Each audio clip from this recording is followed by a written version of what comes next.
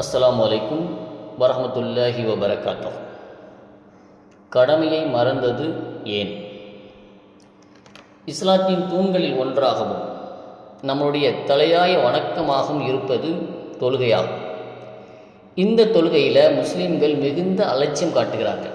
இதற்கு காரணம் என்னவென்றால், இறைவனையும் இறைவனுடைய கட்டளைகளையும் அவனுடைய அருட்கொடைகளையும் நாம் மறந்து வாழ்வதுதான். இன்றைக்கி இந்த உலகத்தில் கற்சிலைகளையும் கண்ணில் கண்டவைகளையும் கடவுள் என எண்ணி வணங்கி வரக்கூடிய மக்கள் கூட தன்னுடைய கற்பனை தெய்வங்களுக்கு வணக்கத்தில் எந்த குறையும் வைப்பதில்லை. அவர்கள் தன்னுடைய தெய்வங்களுக்காக அழகு குத்துறது, ஆணி செருப்பில் நடக்கிறது, பூ மிதித்தல், அதாவது தீ மிதிக்கிறது, மண் சோறு சாப்பிடுவது, இப்படி பகுத்தறிவுக்கு அப்பாற்பட்ட தன்னுடைய உடலை வருத்தி கொள்ளக்கூடிய பல காரியங்களை வணக்கமாக செய்து வருகிறார்கள். இது அவங்கள பொறுத்த வரைக்கும் பாரமாகவோ சலிப்பாகவோ சங்கடமாகவோ கஷ்டமாகவோ இருப்பதில்லை. ஆனால் மிக எளிமையான மனித சக்திக்கு உட்பட்டு செய்யக்கூடிய வணக்கங்களையே நம்மளுடைய மார்க்கம் நமக்கு ஏவுகிறது.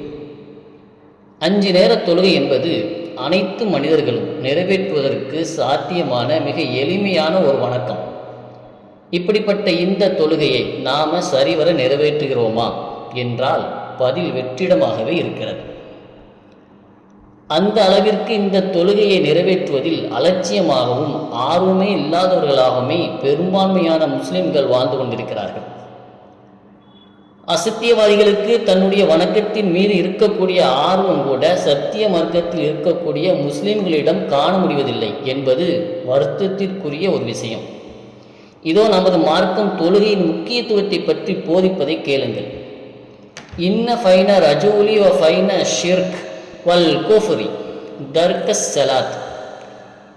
நிச்சயமாக மனிதனுக்கும் இணை வைப்பு மற்றும் இறை மறுப்புக்கும் மத்தியில் பாலமாக இருப்பது தொழுகையை கைவிடுவதுதான் என்று அல்லாஹ்வின் தூதர் நபிகள் நாயகம் ஸல்லல்லாஹு அலைஹி வஸல்லம் அவர்கள் கூறினார்கள். அல்-அஹ்துல்லதி ஃபைனனா வ ஃபைனகுமுஸ் ஸலாத் ஃபமன் தர்கஹா ஃபகத் கஃபர். நமக்கும் அவர்களுக்கும் இறை மறுப்பவர்களுக்கும், அதாவது நமக்கும் அவர்களுக்கும் இறைவனை மறுக்கக்கூடியவர்களுக்கும் உள்ள ஒப்பந்தமே தொழுகையாகும். அதை விட்டவர், இந்த தொழுகையை விட்டவர் காபிராகிவிட்டார் என்று நபிகள் நாயகம் ஸல்லல்லாஹு அலைஹி வஸல்லம் அவர்கள் கூறினார்கள் என்று புரைதா ரலியல்லாஹு அன்ஹு அவர்கள் அறிவிக்கிறாங்க.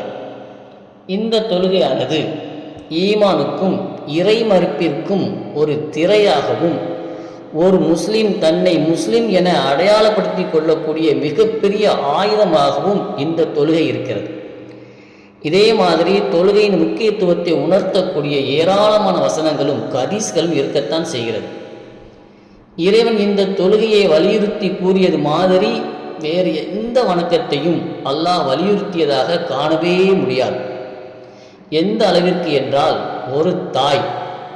ஒரு தாய் தான் பெற்றெடுத்த தன்னுடைய மகனுக்கு திரும்ப திரும்ப அறிவுரை கூறுவது போல அல்லாஹும் குர்ஆன் வழி நெடுகிலும் இந்த தொழுகை நிலைநாட்டுமாறும் முஃமின்களுக்கு அல்லாஹ் அறிவுரை கூறுகிறான். இன்னனி அனல்லாஹு லா இலாஹா இல்லா அனா ஃபஅ்புத்னி வ அகீமிஸ் ஸலாத்த லித்திக்ரி. நானே அல்லாஹ், என்னை தவிர வேறு கடவுள் இல்லை, எனவே என்னையே வணங்குவீராக, என்னை நினைப்பதற்காக தொழுகை நிலைநாட்டுவீராக என்று அல்லாஹ் கட்டளையிடுகிறான். இறைவனை நினைப்பதற்கான ஒரு சிறந்த வழியாக தொழுகையை குறிப்பிட்டு அதை நிலைநாட்ட வேண்டும் என்று இறைவன் நமக்கு கட்டளையிடுகிறான். இந்த அற்பமான உலகத்தில் அழியக்கூடிய அமல்கள் ஒவ்வொன்றுக்கும் தகுந்த நேரம் குறிக்கப்பட்டிருப்பதை போன்று ஏக இறைவன் தன்னை வணங்குவதற்கும் குறிப்பிட்ட கால நேரத்தை நிர்ணயித்திருக்கின்றான். இன்ன ஸலாத்த கானத் அலல் முஃமினீன கிதாஃபம் மஃகூதா.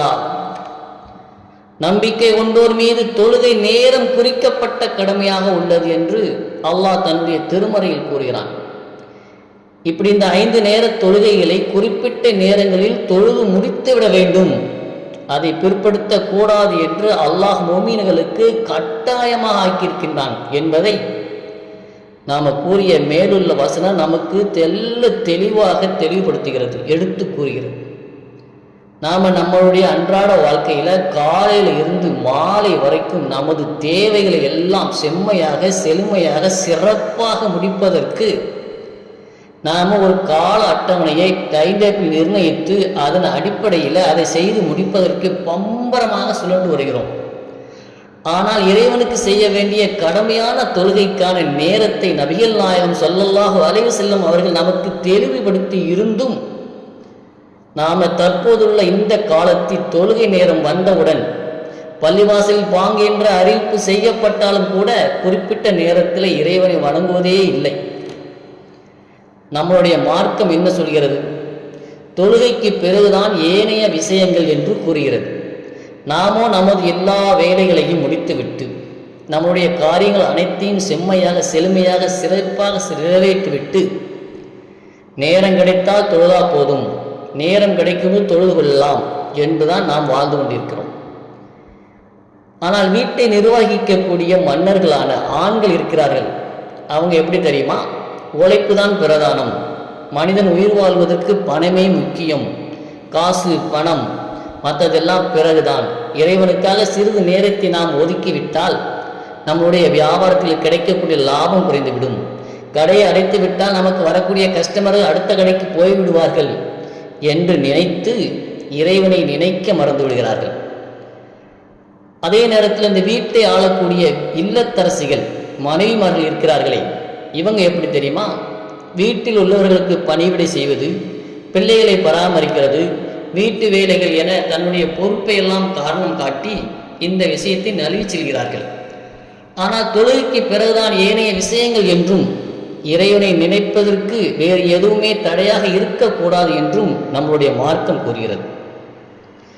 யா அய்யுஹல்லதீன ஆமனூ லா துல்ஹிக்கும் அம்வாலுக்கும் வலா அவ்லாதுக்கும் அன் திக்ரில்லாஹ் வமன் யஃஅல் ذلك ஃபஉலைக ஹுமுல் ஹாஸிரூன். நம்பிக்கை கொண்டோரே, உங்களின் பொருட்செல்வமும் மக்கட்செல்வமும் அல்லாஹ்வின் நினைவை விட்டு உங்களை திசை திருப்பிவிட வேண்டாம், இதை செய்வோரே நஷ்டம் அடைந்தவர்கள் என்று அல்லாஹ் எச்சரிக்கை செய்கிறான். இவ்வாறு பொருளாதாரத்தையும் பொறுப்பையும் முன்னிறுத்தி இறைவனை வணங்கவே நேரம் இல்லை என பேசுபவர்களுக்கு திருமணம் போன்ற இதர விசேஷங்களில் கலந்து கொள்வதற்கும், ஊர் சுற்றுவதற்கும், நண்பர்களோடு சேர்ந்து லூட்டி அடிப்பதற்கும், இந்த தொலைக்காட்சியின் முன்னால் இருந்து லைட்டு போய் சிரித்து சிரித்து காமெடிகளை பார்த்து ரசிப்பதற்கும் நேரம் நீண்டு கொண்டே போகும். அதை பற்றி அவர்கள் அசட்டை செய்வதில்லை. ஆனால் இந்த உலக இன்பத்தில் மதிமயங்கும் போது பொருளாதாரமோ பொறுப்பு சுமையோ மனிதர்களின் முன் கண் வருவதில்லை. மனிதர்களின் கண் முன்னால் அது வருவதில்லை. மாறாக மார்க்கம் என்று வரும்பொழுது, தொழுகை என்று வரும்பொழுது மட்டும் அவர்களுக்கு இந்த சுமைகள் கண்ணை மறைக்கின்றன. அற்பமான இந்த உலகத்தின் மீது நமக்கு இருக்கும் ஆசையும் ஆர்வமும் இறைவணக்கத்தில் காண முடிவதில்லை. ஆனால் இந்த உலகமும் அதன் மீது மனிதன் கொண்ட காதலும் அழியக்கூடியவையே. இவ்வுலகம் கவர்ச்சியும் சோதனை கூடமும் தான் என்று தன்னை படைத்த இறைவன் கூறுகிறான். யா அய்யுஹன் நாஸு தக்கூ ரப்பக்கும் வஹ்ஸவ் யௌமன் லா யஜ்ஸி வாலிதுன் அன் வலதிஹி வலா மௌலூதுன் ஹுவ ஜாஸி அன் வாலிதிஹி ஷைஆ இன்ன வஹ்தல்லாஹி ஹக்குன் ஃபலா தகுர்ரன்னக்கும் முல் ஹயாத்துத் துன்யா வலா யகுர்ரன்னக்கும் பில்லாஹில் கரூர். மனிதர்களே, உங்கள் இறைவனை அஞ்சுங்கள். தந்தை மகனை காக்க முடியாத, மகன் தன்னுடைய தந்தையை சிறிதும் காப்பாற்ற இயலாத நாளை அஞ்சுங்கள். அல்லாஹ்வுடைய வாக்குறுதி உண்மையானது. இவ்வுலக வாழ்க்கை உங்களை ஏமாற்றிவிட வேண்டாம், ஏமாற்றுபவனும் அல்லாஹ்வை பற்றி உங்களை ஏமாற்றி விட வேண்டாம் என்று அல்லாஹ் தன்னுடைய திருமறையில் எச்சரிக்கை செய்கிறான்.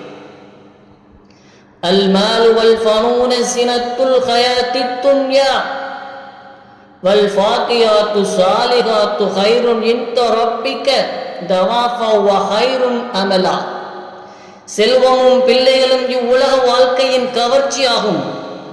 நிலையான நல்லறங்களே உமது இறைவனிடம் கூலியில் சிறந்ததும் எதிர்பார்க்கப்படுவதில் மிக சிறந்ததுமாகும். அழியக்கூடிய உலகிற்காக நன்மைகளை அளித்து வருகிறோம் என்பதை நாம் நினைவில் நிறுத்த வேண்டும். தொழுகைகளை கலா செய்யலாமா என்று சிலர் கேட்கிறார்கள். சிலர் தொழுகையை குறிப்பிட்ட நேரத்தில் தொழாமல் அந்த தொழுகையின் நேரம் முடிந்ததற்கு பிறகு தொழலாம் என்று கருதி கொண்டிருக்கிறார்கள். இதனை கலா தொழுகை என்றும் கூறுகிறார்கள். ஆனால் மார்க்கத்தில் இதற்கு எந்த விதமான ஆதாரமும் இல்லை. அல்லாஹும் அவன் தூதரும் காட்டித் தராத எந்த ஒரு வணக்கமும் நிராகரிக்கப்படும், அது நன்மையாக அங்கீகரிக்கப்படாது. இதோ ஏந்தல் நபியின் எச்சரிக்கையை செவிமடுங்கள்.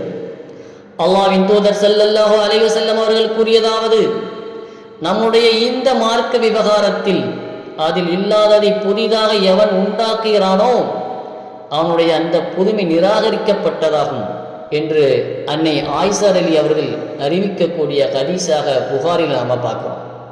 நமது மறதியின் காரணமாகவோ நம்முடைய உறக்கத்தின் காரணமாகவோ நம்முடைய தொழுகை தவறிவிட்டால் அந்த நினைவு வந்தவுடன் அல்லது தூக்கத்தில் இருந்து விழித்தவுடன் தொழுது கொள்ள நமக்கு அனுமதி இருக்கிறது.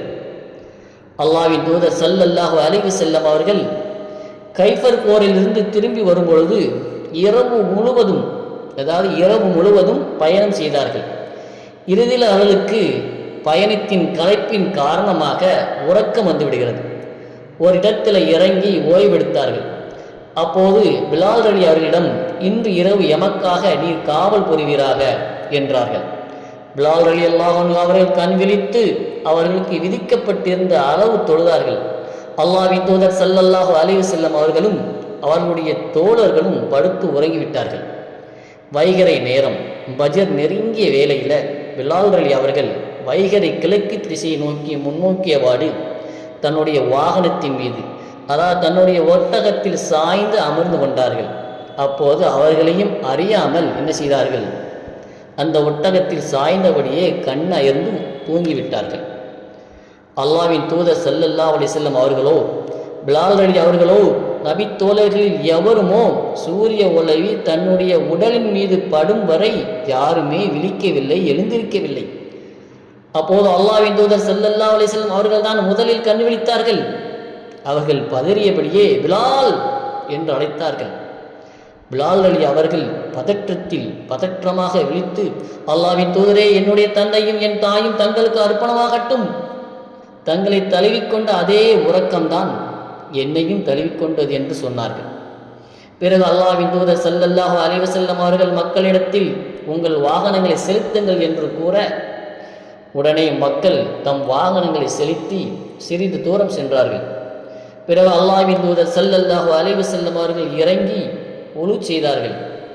பிலால் ரலி அவர்களிடம் வாங்கு மற்றும் இகாமத் சொல்ல சொன்னார்கள். பிலால் ரலி அவர்கள் இகாமத்து சொன்னதும் அல்லாஹ்வின் தூதர் ஸல்லல்லாஹு அலைஹி வஸல்லம் அவர்கள் மக்களுக்கு சுபுஹ் தொழுகை தொழுவித்தார்கள். தொழுகை முடிந்ததும் சொன்னார்கள், தொழுகையை மறந்துவிட்டவர் நினைவு வந்ததும் அதை தொழுது கொள்ளட்டும். ஏனெனில் அல்லாஹ் என்னை நினைவு கூறும் பொருட்டு தொழுகையை நிலைநிறுத்துவராக என்று கூறுகிறான் என்று 20வது அத்தியாயத்தில் 14வது வசனத்தை சுட்டி காட்டினார்கள். அல்லாஹ்வின் தூதர் ஸல்லல்லாஹு அலைஹி வஸல்லம் அவர்கள் வாகனத்தில் ஏறி பயணத்தை தொடர்ந்தார்கள். நாங்களும் வாகனத்தில் ஏறி அவர்களுடன் சென்றோம். அப்போது எங்களில் சிலரிடம், நமது தொழுகை விஷயத்தில் நாம் செய்துவிட்ட குறைபாட்டிற்கு பரிகாரம் என்ன என்று ரகசியமாக பேசிக்கொண்டோம்.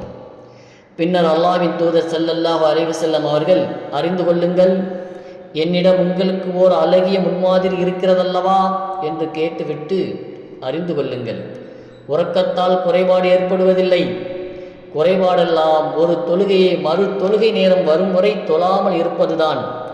இவ்வாறு செய்துவிட்டவர் அது பற்றிய உணர்வு வந்தவுடன் தொழுது கொள்ளட்டும். மறுநாளாகிவிட்டால் அந்த நாளின் தொழுகையை உரிய நேரத்தில் தொழுது கொள்ளட்டும் என்று நபிகள் நாயகம் ஸல்லல்லாஹு அலைஹி வஸல்லம் அவர்கள் கூறியதாக முஸ்லீமில் நாம் பார்க்கிறோம். மேற்கூறிய இந்த காரணத்திற்காக தவிர, மேலே நபிகள் நாயகம் ஸல்லல்லாஹு அலைஹி வஸல்லம் அவர்கள் கூறிய இந்த காரணத்திற்காகவே தவிர வேறு எதற்காகவும் எந்த காரணத்திற்காகவும் தொழுகையை தவறவிடக்கூடாது. மேலும் இந்த ஹதீஸில் நாம் கவனிக்க வேண்டியவை என்னவென்றால், தூக்கத்தினால் தொழுகையின் நேரம் தவறியதால் விழிப்பு வந்ததும் அதை நிறைவேற்றி விடுகின்றார்கள். எனினும் நேரம் தவறியது பாவமாகிவிடுமோ என்று நபித்தோழர்களின் உள்ளம் பயத்தில் படபடக்கிறது. இதை உணர்ந்த நபிகளார் வேண்டுமென்றே தொழுகையை தாமதப்படுத்துவதுதான் குற்றம் என தெளிவுபடுத்திய பிறகுதான் சஹாபாக்களினுடைய உள்ளம் அமைதி பெறுகிறது. ஆனால் இன்னைக்கு நாம் ஒரு அற்ப காரணங்களுக்காக, தேவையற்ற விஷயங்களுக்காகவெல்லாம் வணக்கத்தை பால்படுத்தி கொண்டிருக்கிறோம், தாமதப்படுத்தி கொண்டிருக்கிறோம். அதை நினைத்து நம்முடைய உள்ளம் சற்றும் கலங்குவதில்லை, கவலைப்படுவதும் இல்லை என்பதுதான் வேதனைக்குரிய விஷயம். எனவே அன்பிற்குரியவர்களை, தொழுகையின் முக்கியத்துவத்தை உணர்ந்து அதை உரிய நேரத்தில் நிறைவேற்றி அல்லாஹ்வுக்கு செய்ய வேண்டிய கடமைகளை சரியாக செய்து வாழக்கூடிய நன்மக்களாக அல்லாஹ் நம் அனைவரையும் ஆக்கி அருள் புரிவானாக. அஸ்ஸலாமு அலைக்கும் வரஹ்மத்துல்லாஹி வபரகாத்துஹு.